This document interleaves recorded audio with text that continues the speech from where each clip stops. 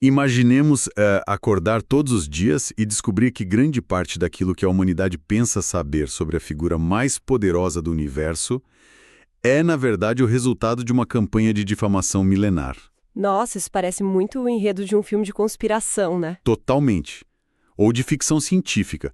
Mas a nossa exploração espiritual de hoje vai revelar que essa é a exata realidade que opera nos bastidores do nosso mundo. E algo que afeta todos nós. Exato. Porque, geralmente nós confiamos muito naquilo que podemos ver e tocar. O mundo físico, com as suas regras claras, oferece uma sensação de segurança. Uma falsa segurança, na verdade. Pois é, mas quando abrimos as páginas das Escrituras, somos convidados a olhar muito além da matéria. Há um véu aí. E a missão deste nosso estudo aprofundado é desempacotar como a palavra de Deus atua para rasgar esse véu. Certo. Revelando não apenas quem realmente está no controle de tudo, mas também desmascarando a tática mais antiga e destrutiva da história cósmica. E sabe o que torna essa premissa tão urgente? É que não estamos apenas buscando acumular fatos teológicos ou, sei lá, debater curiosidades históricas. Não é um jogo de curiosidade. De jeito nenhum. Ao olhar para os textos sagrados, de Gênesis a Apocalipse, a gente percebe que o objetivo central é nos ajudar a compreender esse grande conflito que acontece por trás das cortinas da existência. A Bíblia tem a intenção deliberada de descortinar o invisível para seres humanos pequenos e falhos. Ela responde de onde viemos e para onde vamos. Sim, mas de forma suprema. Ela existe para limpar a reputação daquele que governa todas as coisas. É, no fundo, uma restauração de imagem. E essa revelação divina acontece pelas obras na natureza, pelas Escrituras e de maneira, assim, insuperável por meio de Jesus Cristo, o Deus encarnado. Interessante isso, porque ao olhar para textos milenares como o livro de Jó ou o profeta Isaías, a sensação inicial pode ser quase esmagadora. Como assim? Os escritores não estão apenas jogando adjetivos imponentes ao vento. Eles estão construindo um perfil muito específico e formidável. Lemos sobre a onipotência lá em Jó capítulo 1, versículo 12. Não há absolutamente nada que escape ao poder do Criador. Então, em Isaías 46, nós nos deparamos com a sua onisciência. Saber que existe um ser que conhece cada pensamento, cada intenção, antes mesmo que uma única palavra seja articulada pela linguagem humana, isso poderia soar bem intimidador, sabe? Com certeza. Se limitássemos a visão apenas a esse poder absoluto, a humanidade teria todos os motivos para se encolher de medo. E essa vulnerabilidade diante do infinito é exatamente o motivo pelo qual a revelação bíblica precisa ser compreendida em sua totalidade. Porque, olha, o poder sem amor é tirania. Nossa, verdade. O que equilibra essa onipotência e onisciência são as virtudes relacionais do Criador. O texto de Deuteronômio 7, versículo 9, delineia sua misericórdia inesgotável. E a primeira carta aos Coríntios, no capítulo 2, destaca uma sabedoria insondável, né? Sim, uma sabedoria que age com graça e perdão abundante. Exatamente. Há também a soberania absoluta que é mencionada lá no Salmo 47. Quando juntamos a eternidade e o poder imbatível sobre a morte com essa paciência infinita, a gente compreende por que as mentes finitas têm tanta dificuldade de processar quem Deus é. É complexo demais para a nossa cabeça. Sim, e aí projetamos os nossos próprios defeitos humanos, os nossos instintos de vingança e controle, em um ser que opera em uma frequência de justiça e amor inabaláveis. Certo. E é aqui que a coisa fica realmente instigante na nossa exploração.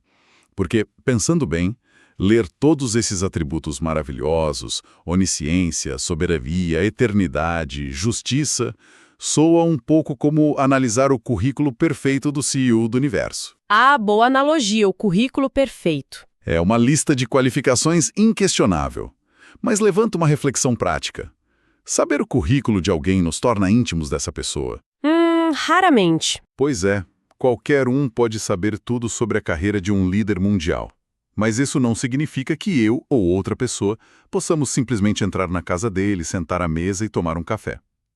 Conhecer uma lista de atributos divinos é a mesma coisa que conhecer o indivíduo de fato. Essa distinção que emerge dessa reflexão é tipo o próprio coração do Evangelho. O verdadeiro conhecimento de Deus vai infinitamente além de conseguir gabaritar um teste de teologia sobre os seus atributos.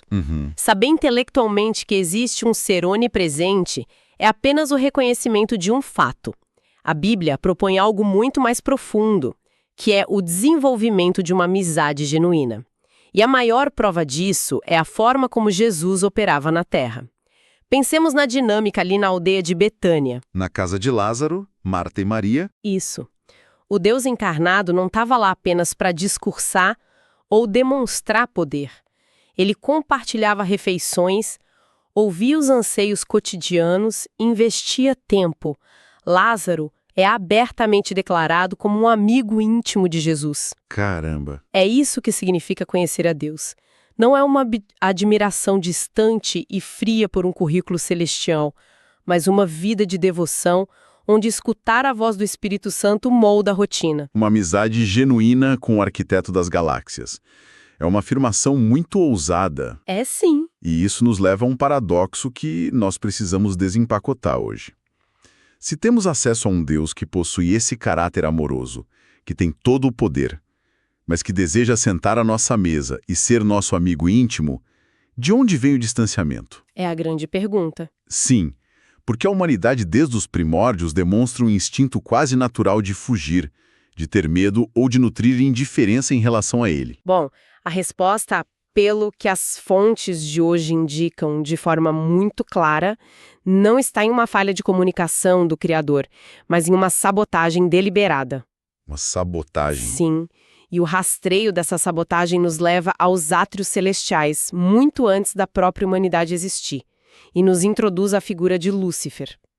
A dúvida sobre o caráter divino não começou na Terra. Começou lá em cima. Exato.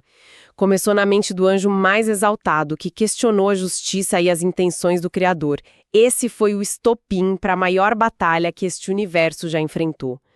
O grande conflito entre o bem e o mal não é, sabe, uma guerra por território físico ou posse de planetas. E uma guerra de ideias, né? Essencialmente uma guerra de narrativas. O único objetivo sempre foi manchar a reputação de Deus, retratando-o como um ditador severo que exige submissão arbitrária. E como essa guerra de narrativas afeta a mente humana hoje? Porque, à primeira vista, poderíamos pensar que a tática principal do inimigo seria nos convencer a praticar o mal o tempo todo, a espalhar o caos de forma óbvia. A gente sempre imagina as coisas de forma caricata. Mas uma das perspectivas mais reveladoras sobre essa tática contemporânea se encontra nos escritos de Ellen G. White, especificamente no volume 5 de Testemunhos para a Igreja. O que ela diz lá? O alerta documentado ali diz que é o cuidado constante de Satanás manter a mente humana excessivamente ocupada. Ocupada. Sim, ocupada com aquilo que impede a obtenção do verdadeiro conhecimento de Deus. O esforço contínuo do inimigo não exige que as pessoas se tornem vilões de filmes. Exige apenas que elas não tenham um momento de silêncio. Nossa. A distração é uma arma muito mais letal do que a tentação aberta. Certo, vamos pausar e digerir isso. A sensação moderna que nos esmaga. Que todo mundo sente, né? Pois é. Estarmos sempre sobrecarregados, correndo freneticamente de um lado para o outro, com a mente inundada por notificações de celulares, demandas de trabalho intermináveis, entretenimento contínuo e a ansiedade de não perder nada. O famoso FOMO, né? O medo de ficar de fora. Exatamente. Tudo isso não é apenas um problema sociológico do século XXI. É uma tática de guerra espiritual antiquíssima e em pleno funcionamento. Com certeza. É como se o adversário soubesse que não precisa nos convencer a odiar o Criador. Ele só precisa nos manter tão exaustos e distraídos que nunca teremos a energia ou o tempo necessários para ouvir aquela voz mansa e suave. É exatamente esse o ponto. Mas surge uma dúvida estratégica aqui nas nossas fontes. O inimigo se importa com o que colocamos no lugar de Deus? Tipo, se alguém decide ser muito espiritualizado, mas de uma forma, digamos, alternativa, isso o preocupa? A resposta curta é um categórico não. Não. Não. O alvo da falsificação não é extinguir a espiritualidade, mas redirecioná-la. Não importa qual imagem falsa é adotada pela mente humana. Pode ser o panteísmo, por exemplo. que seria a ideia de que Deus está em tudo, certo? Isso é uma filosofia que dilui o Criador na própria criação, afirmando que Deus é apenas uma energia impessoal contida em uma árvore, em um animal ou no próprio cosmos. E se pensarmos bem, filosofias como o panteísmo parecem inofensivas à primeira vista, até mesmo bonitas. Falar que o universo é divino parece elevar a natureza. Mas qual é a armadilha por trás disso? A armadilha do panteísmo, e o motivo pelo qual ele é uma ferramenta tão eficaz nessa guerra, é que ele destrói a pessoalidade de Deus. Sabe, ninguém consegue ter um relacionamento íntimo, de amizade, confiança mútua, com um pedaço de rocha ou com a energia do universo. Faz todo sentido. Se Deus é apenas uma força espalhada em tudo, ele perde o caráter moral. Não há um pai amoroso para enxugar as lágrimas, nem um juiz justo para consertar as injustiças. E a mesma lógica se aplica ao deísmo. Que é aquela ideia do relojoeiro, né? Exato. Pinta a imagem de um relojoeiro distante, que criou o universo, deu corda e o abandonou à própria sorte, frio e apático. E, obviamente, serve também o ateísmo. O inimigo aceita qualquer ideologia, da idolatria materialista ao misticismo moderno. Desde que afaste de Deus. Desde que garanta que a imagem reverenciada na mente não corresponda à realidade do Criador revelada nas Escrituras. É uma engenharia psicológica terrível. E muito fascinante.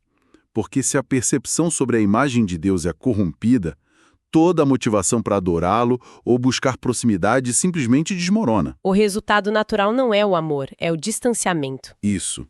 E para entender a anatomia dessa mentira na prática, na sua forma mais destilada, nós precisamos recuar no tempo até o momento exato em que o vírus da dúvida foi inoculado na humanidade. O Marco Zero. O Marco Zero, o Jardim do Éden. Sabe, o relato documentado no capítulo 3 de Gênesis é uma verdadeira aula magna sobre manipulação cósmica. Ao observar o diálogo entre Eva e a serpente nos primeiros 5 versículos, a gente vê as táticas que continuam sendo usadas hoje. E tudo começa com a distorção intencional da proporção entre a abundância divina e a única restrição imposta. Esse é um detalhe crucial que muitas vezes passa batido quando lemos a história rapidamente.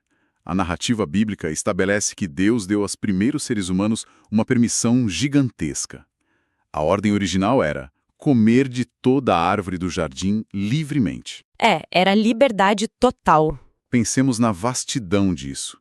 O acesso a uma infinidade de sabores, cores, texturas e descobertas era livre.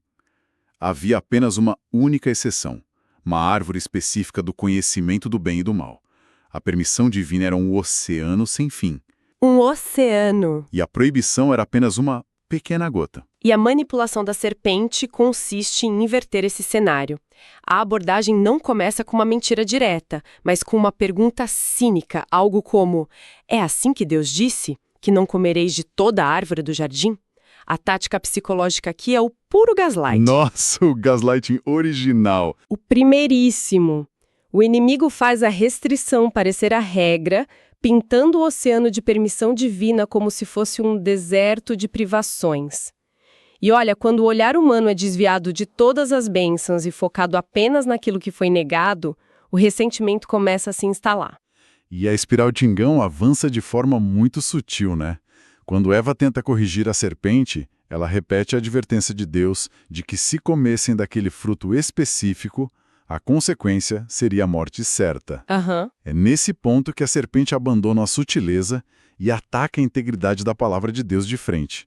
O inimigo substitui o certamente morrerás, dito pelo Criador, por um audacioso e relativista é certo que não morrereis. Ele chama Deus de mentiroso, basicamente. Sim, mas o verdadeiro veneno vem logo em seguida, quando a serpente fornece o motivo para essa suposta mentira de Deus. E essa é a difamação em seu estado mais puro. A serpente insinua que o Criador é, na verdade, um tirano mesquinho, que tem medo da concorrência. Diz que Deus sabe que no dia em que comerem daquele fruto, os olhos vão se abrir e serão como ele. A mensagem subjacente sussurrada no Éden e que ecoa em cada geração é muito pesada. É a ideia de que Deus está escondendo algo maravilhoso da humanidade. Ele não quer o crescimento das pessoas.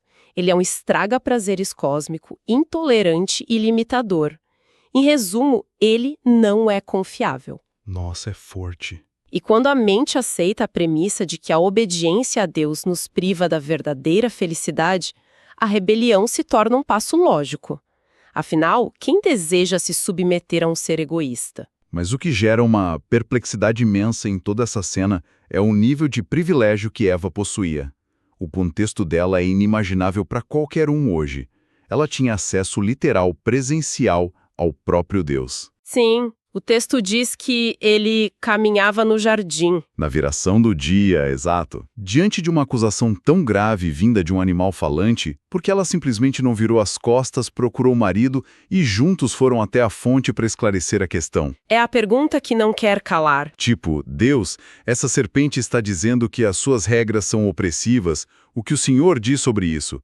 Por que dar ouvidos a uma criatura recém-aparecida em vez de confiar naquele que a teceu a existência e lhe deu um paraíso? Olha, a irracionalidade dessa escolha ilustra o poder corrosivo da desconfiança quando ela germina no coração. Quando a mente escolhe dar atenção ao que a fonte descreve como a conversa fiada do inimigo, em vez de recorrer diretamente à fonte de toda a verdade, a separação espiritual já ocorreu. Antes mesmo de morderem o fruto. Muito antes. Mesmo antes de o fruto ser tocado. A tragédia do Éden é que, em vez de buscar esclarecimento com aquele que amava infinitamente, a humanidade preferiu validar a teoria da conspiração.